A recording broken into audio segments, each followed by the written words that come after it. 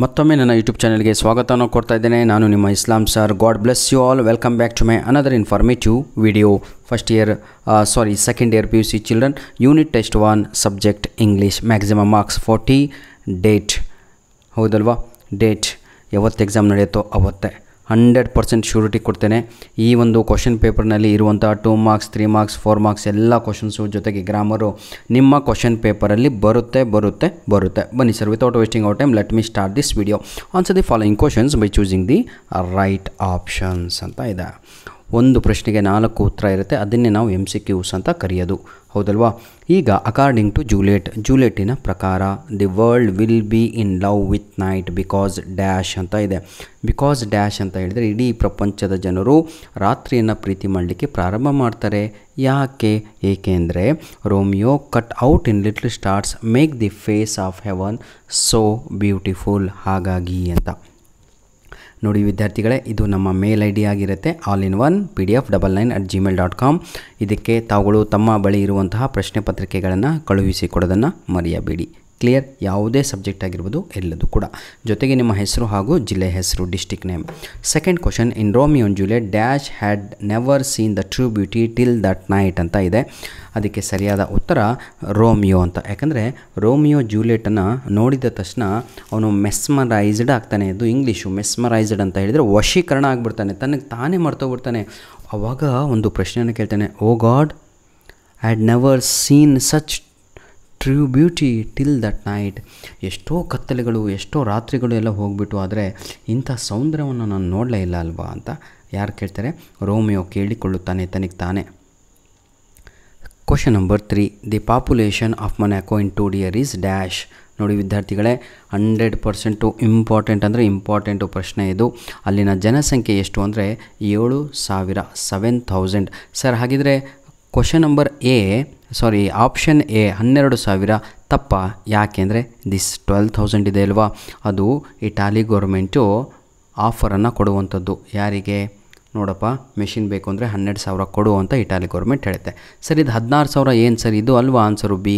ನೋಡಪ್ಪ, 16,000 ಕೂಡ ಅಲ್ಲ, 16,000 ಫ್ರಾನ್ಸ್ ಗೌರ್ಮೆಂಟು ಮೊನಾಕೋ ರಾಜನಿಗೆ 16,000 ಕೊಟ್ಟರೆ ನಾನು ನಿಮಗೆ ಮೆಷಿನ್ ಕೊಡುತ್ತೆ ಅಂತ. ನೋಡಿ ವಿದ್ಯಾರ್ಥಿಗಳೇ, ಇಲ್ಲಿ ಈಗ 4 ಆಪ್ಷನಿನ ಮೇಲೆ ನಿಮಗೆ ಕ್ವಶನ್ ಎಕ್ಸಾಮಲ್ಲಿ ಬರುತ್ತೆ 100%. ಈಗ 600 ಇದೆ. 600 ಏನು ಗೊತ್ತಾ? ಹಿಸ್ ಆ್ಯನ್ಯುವಲ್ ಪೆನ್ಷನ್ ಅದು. ಕ್ಲಿಯರ್? ಈಗ ಬನ್ನಿ question number 4, the special tax mention in the story to dear was on dash ಅಂತ ಇದೆ. ಅದಕ್ಕೆ ಸರಿಯಾದ ಉತ್ತರ ಗೇಮಿಂಗ್ ಹೌಸ್ ಅನ್ನುವಂಥದ್ದು ಸರಿಯಾದ ಉತ್ತರ ಆಗಿರುತ್ತೆ. ಹಾಗಿದ್ರೆ option A, option B, option C ತಪ್ಪ. 3 ಕೂಡ ಸರಿ, ಆದರೆ ಅವು ಸ್ಪೆಷಲ್ ರೆವೆನ್ಯೂ ಅಲ್ಲ, ಬರೇ ಟ್ಯಾಕ್ಸ್ ಆಗಿರುತ್ತೆ. ಇಷ್ಟು ಕ್ಲಿಯರಾಗಿ ತಿಳ್ಕೊಂಡ್ರೆ ಪಕ್ಕ 100% ಎಕ್ಸಾಮಲ್ಲಿ ನೀವು ಗೆಲ್ತೀರಾ. ದಿಸ್ ಈಸ್ ಮೈ ಚಾಲೆಂಜ್, ಆಯಿತಾ? ಬನ್ನಿ ವಿದ್ಯಾರ್ಥಿಗಳೇ, ಕ್ವಶನ್ ನಂಬರ್ 5 ಕಡೆಗೆ ನಾವು ಹೋಗೋಣ. ನೋಡಿ ವಿದ್ಯಾರ್ಥಿಗಳೇ, ವಿಡಿಯೋ ಸ್ವಲ್ಪ ಲೆಂತಿ ಆಗುತ್ತೆ, ಆಯಿತಾ? ಪೇಷನ್ಸ್ ಇಟ್ಕೊಂಡ್ರೆ ಎಕ್ಸಾಮಲ್ಲಿ ಖುಷಿಯಾಗಿ ಗೆದ್ದು ಬರ್ತೀರಾ. ವಿಡಿಯೋ ಸ್ಕಿಪ್ ಮಾಡ್ತಾ ನೋಡಿದರೆ ಏನೂ ಮಾಡಲಿಕ್ಕಾಗಲ್ಲ, ಯಾಕಂದರೆ 15 ನಿಮಿಷ ಒಳಗಂತೂ ವಿಡಿಯೋ ಮುಗಿಯಲ್ಲ ಇದು. ಬನ್ನಿ, the parents can give dash ಅಂತ ಇದೆ. ತಂದೆ ತಾಯಿಗಳು ಮಕ್ಕಳಿಗೆ ಏನನ್ನು ಕೊಡಬೇಕು? ಪ್ರೀತಿಯನ್ನು ಕೊಡಬೇಕು ಕಣ್ರಿ, ಧಾರೆಗಳನ್ನಲ್ಲ. ಹಾಗಿದ್ರೆ ಸರಿಯಾದ ಉತ್ತರ ಲವ್, ಆಯಿತಾ? Question number 6, complete the analog with reference to the poem on children. Arrows ಅಂದರೆ ಅದು ಹಾರುತ್ತಿರುವ ಮಕ್ಕಳು ಕಣ್ರಿ, ಬಾಸ್ ಅಂದರೆ ಸ್ಟೇಬಲ್ ಆದಂತಹ ತಂದೆ ತಾಯಿಗಳು. ಹಾಗಿದ್ರೆ ಸರಿಯಾದ ಉತ್ತರ option D, stable. Clear my dear? Very good. ಈಗ ಕ್ವಶನ್ ನಂಬರ್ 7 ನೋಡ್ತಾ ಹೋಗೋಣ ನಾವು. Fill in the blanks with appropriate passive form of the verbs given in the brackets ಅಂತ ಇದೆ. ಇದು 100% ಪ್ರತಿಯೊಬ್ಬರಿಗೂ ಕೂಡ ಕ್ವಶನ್ ಪೇಪರಲ್ಲಿ ಬರುವಂತಹ ಪ್ರಶ್ನೆ ಆಗಿರುತ್ತೆ. Annual exam, preparatory exam, mid-term exam, unit test 1, unit test 2. ನೆನ್ಪಿಟ್ಕೊಳ್ಳಿ, ಇದು ಪ್ಯಾಸಿವ್ ಫಾರಮ್ ಆಫ್ ವರ್ಬ್ಸ್ ಅಂತ ಕರಿತೀವಿ. ಪ್ಯಾಸಿವ್ ಫಾರಮ್ ಆಫ್ ವರ್ಬ್ಸ್ ಅಂದರೆ ಇದೆ. ಈಗ crime was reported to the prince of Monaco, the prince dash amaze ಅಂತ ಇದೆ. ಇದಕ್ಕಿಲ್ಲಿ ಆನ್ಸರ್ ಬರೆದಿದ್ದೀನಿ ನಾನು, ವಾಸ್ ಅಮೇಜ್ಡ್ ಅಂತ. ಯಾಕೆ ಬರೆದಿರೋದು ಅಂತ ಹೇಳಿದರೆ, ದಿ ಪ್ರಿನ್ಸು ಸಿಂಗಲ್ಲು, ಹಾಗಾಗಿ ವಾಸ್ ಅಂತ ಹಾಕಬೇಕು. ಅಮೇಜ್ಗೆ V3 form of the verb, that is amazed ಅಂತ. ಆಯಿತಾ? ನಿಮಗೆ ಕೊಡ್ದಂಗೆ ಆಗ್ತಾ ಇರಬೇಕು. ದಯವಿಟ್ಟು ಅಂಥ ವಿದ್ಯಾರ್ಥಿಗಳು ವಿಡಿಯೋ ನೋಡಬೇಡಿ, ಕಲಿಬೇಕು, ಇಂಗ್ಲೀಷಲ್ಲಿ ಔಟ್ ಬೇಕು ಅಂತ ವಿದ್ಯಾರ್ಥಿಗಳು please stay tune. I will teach you everything with patience. For a murder ಅಂತ ಇದೆ. ನೋಡಿ ಇಲ್ಲಿ ಮತ್ತೆ ವಾಸ್ ಹಾಕಿದ್ದೀನಿ ಆನ್ಸರಿಗೆ. ಯಾಕೆ ಅಂದರೆ A murder, a murder, A letter A ಇದೆ ಅಲ್ವಾ, ಅದು ನಮ್ಗೆ ಏನು ಹೇಳುತ್ತೆ ಅಂದರೆ ಸಿಂಗಲ್ ಕಣವಪ್ಪ ಅಂತ ಹೇಳುತ್ತೆ. ಒಂದು ಅಂತ, ಒಂದಿದ್ದರೆ ಸಿಂಗುಲರ್ ಇದ್ದರೆ ವಾಸ್ ಅಂತ ಬರಿಬೇಕು, ಬಹುವಚನ ಇದ್ದರೆ ಅವಾಗ ವರ್ ಅಂತ ಬರಿಬೇಕು. ಕ್ಲಿಯರ್? ಹಾಗಾಗಿ ವಾಸ್ ಕಮಿಟೆಡ್ ಅಂತ ಇದೆ. Question number third option the ministers ಅಂತ ಇದೆ, ಆವಾಗ ಅಲ್ಲಿ ವರ್ ಬರಿಬೇಕು, WERE ವರ್ ಅಂತ ಹಾಕಿ V3 ಫಾರ್ಮ್ ಬರಿಬೇಕು, ಪಾಸ್ಟ್ ಪಾರ್ಟಿಸಿಪಲ್ ಸಮಂಡ್ ಅಂತ. ಇದು 3 ಮಾರ್ಕ್ಸು ತೆಗೆಯುವಂಥದ್ದು. ಆದರೆ ಮಕ್ಕಳು ಎಲ್ಲರೂ ಇದರಲ್ಲಿ 0 ಮಾರ್ಕ್ಸ್ ತೆಗಿತಾರೆ. ಯಾಕಂದರೆ ನಾವು ಆನ್ಮೇಲೆ ಏನಂತೀರ ಪೇಪರ್ಸನ್ನು ಚೆಕ್ ಮಾಡಲಿಕ್ಕೆ ವರ್ಷ ಹೋಗ್ತಾ ಇರ್ತೀನಲ್ವ, every year I go for valuation. ಆವಾಗ ನೋಡಿದಾಗ ವಿದ್ಯಾರ್ಥಿಗಳು 0 ತಕ್ಕಂತಾರೆ. ರೀಸನ್ ಇಷ್ಟೇ, ಹೆಲ್ಪಿಂಗ್ ವರ್ಬ್ಸೇ ಬರ್ದಿರಲ್ಲ ಅವರು. ಬನ್ನಿ ಈಗ ನಾವು ನೆಕ್ಸ್ಟ್ ಮೇನ್ ಕ್ವಶನ್ ಹೋಗೋಣ. ಇದು ಕೂಡ ಅಷ್ಟೇ, ಪ್ರತಿಯೊಂದು mid term, preparatory, annual exam, unit ಟೆಸ್ಟಲ್ಲಿ ಬರುವಂತಹ ಪ್ರಶ್ನೆ. ಎಕ್ಸ್ಪ್ರೆಷನ್ಸ್ ಈ ಸಲ ನಿಮಗೆ ಕೊಡ್ತಾರೋ ಇಲ್ಲೋ, ಕೆಲವೊಂದು ನನ್ನ ಪ್ರಕಾರ 50% ಅಂದ್ಕೊಳ್ಳಿ ಈ ಒಂದು ಕ್ವಶನ್ ಈ ಸಲ ಯೂನಿಟ್ ಟೆಸ್ಟಿಗೆ. ಆಯಿತಾ 2 ಡ್ಯಾಶ್ ಇರುತ್ತೆ, 3 ಆಪ್ಷನ್ಸು, ಅದರಲ್ಲಿ ಯಾವುದೋ ಒಂದು ತುಂಬಿದರೆ ಆಯಿತು. First one answer, but children learn by heart. ನೋಡಿ, parents dream to make their children engineers or doctors. ಪ್ರತಿಯೊಂದು ತಂದೆ ತಾಯಿಗೆ ಕನಸಿದೆ, ನನ್ನ ಮಗು ಇಂಜಿನಿಯರ್, ನನ್ನ ಮಗು ಡಾಕ್ಟರು ಕಂಡ್ರು ಅಂತ. ಆದರೆ ಮಕ್ಕಳು ಏನು ಮಾಡ್ತಾಯಿದ್ವಿ ಅಂದರೆ ಅರ್ಥ ಮಾಡ್ಕೊಂಡು ಓದ್ತಾ ಇಲ್ಲ. ಗಟ್ ಓದಿದ್ದು by heart and fail to clear competitive exams. Board ಎಕ್ಸಾಮಲ್ಲೇನೋ ಪಾಸಾಗಿಬಿಡ್ತಾವ್ರೆ, ಆದರೆ ಈ ಕಾಂಪಿಟೇಟಿವ್ ಎಕ್ಸಾಮ್ಸ್ ಇದಾವಲ್ವ, ಯಾವ್ದು ಹೇಳಿ, ನೀಟು, JEE ಹೌದಲ್ವಾ, ಈ CA ಫೌಂಡೇಶನು, ಇದರಲ್ಲೆಲ್ಲ ಆಯಿತಾ. ಸೆಕೆಂಡ್ ಆನ್ಸರಿಗೆ ಕಮ್ ಟು ಅಂತ. ಬನ್ನಿ ಈಗ ಕ್ವಶನ್ ನಂಬರ್ 9 ನೋಡೋಣ. ನೋಡಿ ವಿದ್ಯಾರ್ಥಿಗಳೇ, ಇದು ನಿಮ್ಮ unit test, mid term, preparatory, annual ಎಕ್ಸಾಮಿಗೂ ಬರುತ್ತೆ, ಎಲ್ಲಿವರೆಗೂ ಇರುತ್ತೆ. ಆಯಿತಾ, ಈಗ ನೋಡೋಣ ಇದಕ್ಕೆ ಹೇಗೆ ಬರೀಬೇಕು ಅಂತ. ನೋಡಿ ಸರ್, ಬಹಳ ಈಸಿ ಅಂದರೆ ಬಹಳ ಈಸಿ. 5 ಪ್ರಶ್ನೆಗಳು ಕಾಣ್ತಾ ಇದ್ದಾವಲ್ವ. ಹಿ ಅಂದರೆ ಯಾರು, ಇಟ್ ಅಂದರೆ ಯಾರು, ಹಿಸ್ ಅಂದರೆ ಯಾರು, ವೇರ್ ಅಂದರೆ ಯಾರು ಅಂತ ಇದೆ. ಈಗ ಇದಕ್ಕೆ ಸರಿಯಾದ ಉತ್ತರವನ್ನು ನಾವು ಹುಡುಕ್ತಾ ಹೋಗೋಣ ಬನ್ನಿ. ಆಯಿತಾ, ನೋಡಿ, ಜೀವಿತ್ ಲವ್ಸ್ ಟೆನ್ನಿಸ್. ಜೀವಿತ್ ಅನ್ನುವ ಒಬ್ಬ ಹುಡುಗ ಅವನೇನು ಮಾಡ್ತಾ ಇದ್ದಾನೆ ಸರ್, ನಿಮ್ಮ ಹುಡುಗ ಅಂತ ಹೆಂಗೆ ಗೊತ್ತಾಯಿತು ಅಂತ ಈಗ ನೀವು ಕೇಳ್ಬೋದು. ಮುಂದ್ಗಡೆ ಹಿ ಅಂತ ಇದೆ ಅಲ್ವಾ, ಹಿ ಅಂದರೆ ಏನು, ಹುಡುಗ ಅಂತ. Jeevith loves tennis, he has taken it. He ಅಂದರೆ ಯಾರು, ಜೀವಿತ್. ಹಾಗಿದ್ರೆ ಕ್ವಶನಲ್ಲಿ ಏನು ಕೇಳಿದ್ದಾರೆ, ಹಿ ಅಂದರೆ ಯಾರು ಅಂತ ಕೇಳಿದ್ದಾರೆ. ಒಂದನೇ ಆನ್ಸರಿಗೆ ಜೀವಿತ್ ಅಂತ ಬರೀಬೇಕು. ಆಯಿತಾ, ಇದನ್ನು ತಾವುಗಳು ಕ್ರಾಸ್ ಲೈನ್ ಹಾಕಿ ಅಥವಾ ಈಗ ಬರೆದಿದ್ದೀನಲ್ವ ಆ ರೀತಿ ಬರೆದ್ರೆ ನಿಮಗೆ ಆ್ಯನ್ಯುವಲ್ ಎಕ್ಸಾಮಲ್ಲಿ ಮಾರ್ಕ್ಸ್ ಸಿಗಲ್ಲ. ಡೈರೆಕ್ಟಾಗಿ ಎ ಕಾಲಮ್ ಬರ್ಕೊಂಡು ಎ ಕಾಲಮ್ ಆಪೋಸಿಟ್ಗೆ, ಹಿ ಆಪೋಸಿಟ್ಗೆ ಜೀವಿತ್ ಅಂತ ಬರೀಬೇಕಾಗಿರುತ್ತೆ. ಆಯಿತಾ, ಬನ್ನಿ sir, he has taken it. It ಅಂದರೆ ಯಾರು, ಇಟ್ ಅಂದರೆ ಏನಿಲ್ಲಿ ಟೆನ್ನಿಸ್ ಅಂತ. ಮುಗೀತಾ. ಹಿಸ್ ಫಾದರ್, ಅವ್ವನ್ನ ಅಂತ ಬರೀಲಿಕ್ಕೆ ಜೀವಿತ್ ಅಂತ ಬರೆದು ಅಪಾಸ್ಟ್ರಫಿ ಎಸ್ ಇರಬೇಕಾಗತ್ತೆ. ನೋಡಿ ಈಗ ತೋರಿಸ್ತೇನೆ, ಇಲ್ಲಿ ಕಾಣ್ತಾ ಇದೆ ಎಲ್ಲರಿಗೂ ಕೂಡ. ನೋಡಿ, ಇದು ಜೀವಿತೆ, ಆದರೆ ಒಂದನೇ ಆನ್ಸರು ಜೀವಿತೆ, ಆದರೆ ಮೂರನೇ ಆನ್ಸರು ಅಪಾಸ್ಟ್ರಫಿ ಎಸ್ ಇದೆ, ಅಪಾಸ್ಟ್ರಫಿ ಎಸ್. ಆಯಿತಾ, ಬನ್ನಿ ಇದೇ ರೀತಿಯಾಗಿ ತಾವುಗಳು 5 ಉತ್ತರವನ್ನು ಇಲ್ಲಿ ಬರೀಬೋದು. ಬನ್ನಿ ಸರ್, ಈಗ ಯಾಕಂದರೆ ಸ್ಕಿಪ್ ಮಾಡಿಬಿಡ್ತೀರ ಕಣೋ, ನನಗಂತೂ ಭರವಸೆ. ದಯವಿಟ್ಟು ವಿದ್ಯಾರ್ಥಿಗಳೇ ವಿಡಿಯೋವನ್ನು ಲೈಕ್ ಮಾಡಿ, ವಿಡಿಯೋ ಒಂದು ಕಮೆಂಟ್ ಹಾಕಿ, ಅದರಲ್ಲಿ ಬರುತ್ತಿರುವ ಒಂದು ಪಾಯಿಂಟ್ಸನ್ನು ನಮ್ಮ ವಿಡಿಯೋಗೆ ಕ್ರೆಡಿಟ್ ಮಾಡಿ. ಆಯಿತಾ, ಅದರಿಂದ ವಿಡಿಯೋ ಚೆನ್ನಾಗಿದೆ ಅಂತ ಅರ್ಥ ಆಗುತ್ತೆ ಯೂಟ್ಯೂಬ್ನವರಿಗೆ. ಕಮೆಂಟ್ ಹಾಕೋದ್ರಿಂದ ನನಗೆ ಅರ್ಥ ಆಗುತ್ತೆ, ಬಹಳ ಖುಷಿ ಆಗ್ತೀನಿ. 3 ಕೆಲಸಗಳನ್ನು ನಿರ್ವಹಿಸಿ. ಪಾರ್ಟ್ ಬಿ ವಿದ್ಯಾರ್ಥಿಗಳೇ 100% ಇಂಪಾರ್ಟೆಂಟ್ ಕ್ವಶನ್ಸ್ಗಳು ನಿಮ್ಮ ಎದುರಿಗೆ ಕಾಣುತ್ತಿರುವಂಥದ್ದು. Bow refers to dash, parents, arrows refers to dash. ಏನು ಹೇಳಿ answer, living children. Clear. Question number 11, name any 2 commodities that were taxed in Monaco ಅಂತ ಇದೆ. ಕ್ವಶನ್ ನಂಬರ್ 11ಕ್ಕೆ ಸರಿಯಾದ ಉತ್ತರ ನನ್ನ ಪ್ರೀತಿಯ ಮುದ್ದಾದ ವಿದ್ಯಾರ್ಥಿಗಳೇ ಏನಾಗಿರ್ಬೋದು ಹೇಳಿ ನೋಡೋಣ. ಇಲ್ಲಿದೆ ನೋಡಿ ಆನ್ಸರು. ಕ್ವಶನ್ ನಂಬರ್ 11ಕ್ಕೆ ಇಲ್ಲ, ನಿಮಗೆ ಈಗ ತಾನೇ ಹೇಳಿದ್ನಲ್ವ, ಹಾಗೆ ಕಲ್ತ್ರೇ ನೀವು ಆಗೋದು. ನೋಡ್ರೋ, ಇದೇ ಆನ್ಸರ್ ಅದಕ್ಕೆ.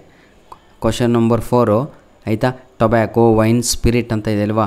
ನೋಡಿ ಯಾಕೆ ಗೊತ್ತಾ, ಕ್ವಶನ್ ಏನಂತ ಇದೆ, ಬನ್ನಿ ಕ್ವಶನಲ್ಲಿ ಏನಿದೆಯಪ್ಪ, name any 2 commodities that what taxed, ಬರೇ ಟ್ಯಾಕ್ಸ್ ಅಂತ ಕೇಳಿದರೆ ಆಯಿತಾ.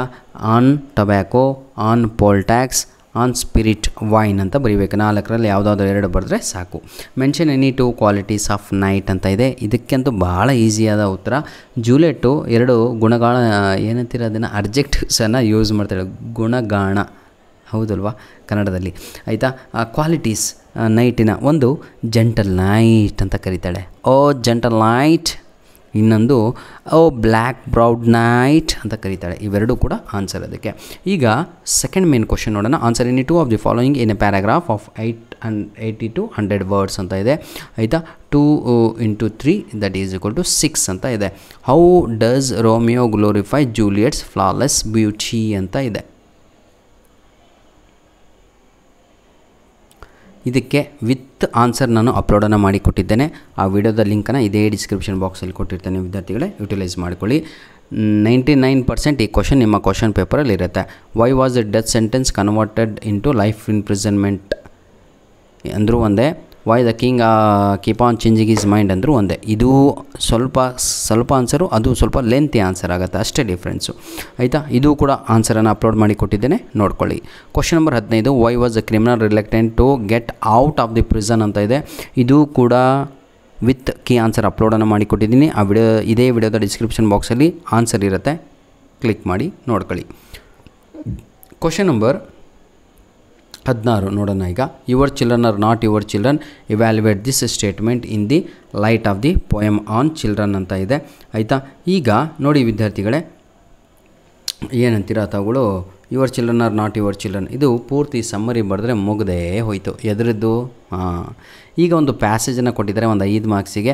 ಆಯಿತಾ, ಈ ಪ್ಯಾಸೇಜನ್ನು ಓದಿದ್ರಿ ಪಟಪಟ ಅಂತ ಆನ್ಸರನ್ನು ಬರೆದ್ರೆ ಮುಗದೇ ಹೋಯಿತು. ಆದರೆ ಇದರಲ್ಲಿ 2 ನಿಮಗೆ ಕಲಿಸಬೇಕು, ಅದನ್ನು ಕಲಿಸ್ತೀನಿ, ಕೇಳ್ಕೊಳ್ಳಿ. ನೋಡಿ, ಈಗ ಇದು ಗ್ರಾಮರ್ ಭಾಗ. ಹ್ಯಾಪಿಗೆ ಆಂಟೋನಿಮ್ ಬರೀರಿ ಅಂತ ಇದೆ. ಆಂಟೋನಿಮ್ ಅಂತ ಹೇಳಿದರೆ ಪ್ರೀತಿಯ ವಿದ್ಯಾರ್ಥಿಗಳೇ ವಿರುದ್ಧ ಪದಗಳು ಅಂತ. ಹ್ಯಾಪಿಗೆ ಆಂಟೋನಿಮು ಅನ್ಹ್ಯಾಪಿ ಹಾಗೂ ಸ್ಯಾಡ್ ಅಂತಲೂ ಬರುತ್ತೆ. ಆದರೆ ಇಲ್ಲಿ ಪ್ರಿಫಿಕ್ಸ್ ಮಾಡಿ ಅಂತ ಇದೆ. Add prefix to the word happy to form its antonym ಅಂತ. ಆ್ಯಂಟೋನಿಮ್ ಅಂದರೆ ವಿರುದ್ಧ ಪದಗಳು. ಪ್ರಿಫಿಕ್ಸ್ ಅಂತ ಹೇಳಿದರೆ ಮೊದಲಿಗೆ ಒಂದು ವರ್ಡನ್ನು ಅಲ್ಲಿ ಎಕ್ಸ್ಟ್ರಾ ಜೋಡಿಸ್ಬೇಕಾಗತ್ತೆ ರೂಟ್ ವರ್ಡಿಗೆ. ಆಯಿತಾ, ಆ್ಯಡ್ ಒಂದು extra to the root word that is called at the before ಅಂತ. ಆಯಿತಾ, that is not after, before, ಅದನ್ನು ಪ್ರಿಫಿಕ್ಸ್ ಅಂತ ಕರಿತೀವಿ. ಇಲ್ಲಿ ಅನ್ ಅಂತ ಜೋಡಿಸಿದ್ವಿ ನಾವು, ಅದಕ್ಕೆ ಅದನ್ನು ಅನ್ಹ್ಯಾಪಿ ಅನ್ನೋದೇ ಸರಿಯಾದ ಉತ್ತರ. ಸ್ಯಾಡ್ ಅಂತ ಬರೆದ್ರೆ 0 ಮಾರ್ಕ್ಸ್ ಹಾಕ್ತಾರೆ. ಅರ್ಥ ಆಗುತ್ತೇನ್ರಿ? ಈಗ ಸಫಿಕ್ಸಿಗೆ ಅಗ್ರಿಮೆಂಟ್ ಅಂತ ಇದೆ. ಅಗ್ರಿಮೆಂಟಿಗೆ ಏನು, ರೂಟ್ ವರ್ಡ್ ಆದಮೇಲೆ ಲಾಸ್ಟಿಗೆ ಒಂದು ಜೋಡಿಸಿದರೆ ಒಂದು ವರ್ಡನ್ನು ತಂದು ಅದನ್ನು ಅಗ್ರಿಮೆಂಟ್ ಅಂತ ನ್ಯೂ ವರ್ಡ್ ರೆಡಿ ಆಗಬೇಕು. ಅದನ್ನು ಅಗ್ರಿಮೆಂಟ್ ಅಂತ ಇದೆ, ಮೆಂಟ್ ಅಂತ ಸೇರಿಸಿದ್ವಿ. ಈಗ ಪಾರ್ಟ್ ಡಿ ನೋಡೋಣ. ಎಲ್ಲರಿಗೂ ಕೂಡ ಬರುವಂಥದ್ದು ಆ್ಯನ್ಯುವಲ್ ಎಕ್ಸಾಮಲ್ಲೂ 1 ಮಾರ್ಕ್ಸಿಗೆ ಇರುತ್ತೆ ಮಾತ್ರ. ಏನಿದು? Rearrange. We must follow certain rules and regulations ಅಂತ. ಭಾಳ ಈಸಿ ಬಿಡ್ರಿ. ಆಯಿತಾ, ಇದು ಕೂಡ ಅಷ್ಟೇ ನಿಮ್ಮ ಆನ್ಯುವಲ್ಲು ಪ್ರಿಪೇರ್ಟ್ರಿ ಅದಕ್ಕೆ ಇದಕ್ಕೆ ಬರುವಂಥ ಪ್ರಶ್ನೆ. The people dash fond of gossips ಅಂತ ಇದೆ. ಇಡೀ ಪ್ರಪಂಚದ ಜನರು ತಮ್ಮ ಕೂತ್ಕೊಂಡು ಯಾರ್ದಾರ ಚಾಳಿ ಹೇಳೋಕ್ಕಿದ್ರಲ್ಲೇ ಜೀವನ ಕಳೆದು ಬಿಡ್ತಾರೆ ಕಣೋ ಅಂತ ಹೇಳ್ತೀವಲ್ವ, ಅದೇ the people are fond of gossip about others ಅಂತ. ಆಯಿತಾ, ಗಾಸಿಪ್ ಅಂದ್ರೇ ಅದು. ಇದಂತೂ ಫಿಕ್ಸ್ ಸರ್, ಎಲ್ಲ ಎಕ್ಸಾಮಿಗೂ ನಿಮಗೆ ನೆನಪಿರಲಿ, ಭಾಳ ಈಸಿ ಅಲ್ವಾ. ಮಯೂರ ಹಾಗೂ ಮಧುರ ಆಯಿತಾ, ಮಯೂರ ಅನ್ನೋರು ಹಾಗೂ ಮಧುರ ಅನ್ನೋರು ಇಬ್ಬರು ಕೂಡ ಮಾತಾಡ್ತಾ ಇದ್ದಾರೆ ಇಲ್ಲಿ. ಡೈಲಾಗ್ಸು ಇಬ್ಬರು ಫ್ರೆಂಡ್ಸ್ ಅವರು. Hi Madhura, Madhura, you are dash ಅಂತ ಇದೆ. ಆವಾಗ ಏನು ಬರೀಬೇಕು ಅಂತ ಗೊತ್ತಾಗಲ್ಲ, ಪೂರ್ತಿ ಓದ್ಕೊಂಡ್ರೆ ಕರೆಕ್ಟಾಗಿ ಗೊತ್ತಾಗುತ್ತೆ. ಕಾಂಪ್ಲಿಮೆಂಟ್ ಅಂತ ಹೇಳಿದರೆ ಹೊಗಳುವುದು. ಲುಕ್ಕಿಂಗ್ ಸ್ಮಾರ್ಟ್ ಅಂತ ಬರೀರಿ. You look gorgeous. ಸ್ಪೆಲ್ಲಿಂಗ್ ಹೆಂಗೆಂಗೋ ಹೋಗ್ಬಿಡತ್ರಪ್ಪ. ಸ್ಮಾರ್ಟ್ ಎಲ್ಲರಿಗೂ ಬರುತ್ತೆ. Looks smart, you are looking smart ಅಂತ ಬರೀಬೇಕು. ಯಾಕಂದರೆ ಅಲ್ಲಿ ING ಫಾರ್ಮ್ ಬರಬೇಕಾಗತ್ತೆ, ಒಂದು ಹೆಲ್ಪಿಂಗ್ ವರ್ಬ್ ಬಂದುಬಿಟ್ಟಿದೆ. ಆಯಿತಾ, ಯು ಲುಕ್ಕಿಂಗ್ ಸ್ಮಾರ್ಟ್ ಅಂತ ಬರೀರಿ. ಮಧುರ ಹೇಳ್ತಾಳೆ ಥ್ಯಾಂಕ್ ಯು ಅಂತ. ಅಂದರೆ ಯಾಕೆ ಸರ್ ಥ್ಯಾಂಕ್ ಯು ಬರೀರಿ? ಓಕೆ ಬರೀಬೋದಿತ್ತಲ್ಲ ಅಂತ. ಓಕೆ ಬರೆದ್ರೆ 0 ಮಾರ್ಕ್ಸ್ ಆಗ್ತಾರೋ ತಮ್ಮ. ಏನಂತ ಬರೀಬೇಕು? ಎಕ್ಸ್ಪ್ರೆಸ್ಸಿಂಗ್ ಗ್ರ್ಯಾಟಿಟ್ಯೂಡ್ ಅಂತ ಇದೆ. ಆಯಿತಾ, ಅದನ್ನೇ ಬರೀಬೇಕಾಗತ್ತೆ. Last Mayura, is today a special day for you. Thank you ಅಂದ ತಕ್ಷಣ ಇವತ್ತೇನಾದರೂ ಸ್ಪೆಷಲ್ ಇದೆಯಾ, ಇಂಥ ಒಳ್ಳೆ ಡ್ರೆಸ್ ಹಾಕೊಂಬಂದಿದೆಯಲ್ಲ ಅಂತ. ಆವಾಗ ಅವಳು S today is my birthday ಅಂತ. ಆವಾಗ ನೋಡಿ ಅಲ್ಲಿ many more happy returns of the day. ಇದನ್ನೆಲ್ಲ ಓದಿದಾಗೆ ನಮಗೆ ಗೊತ್ತಾಗೋದು ಏನಂತ, ಬರ್ಡೇ ಇತ್ತು, ವಿಶ್ ಮಾಡಿರೋದು ಅಂತ. ಧನ್ಯವಾದಗಳು.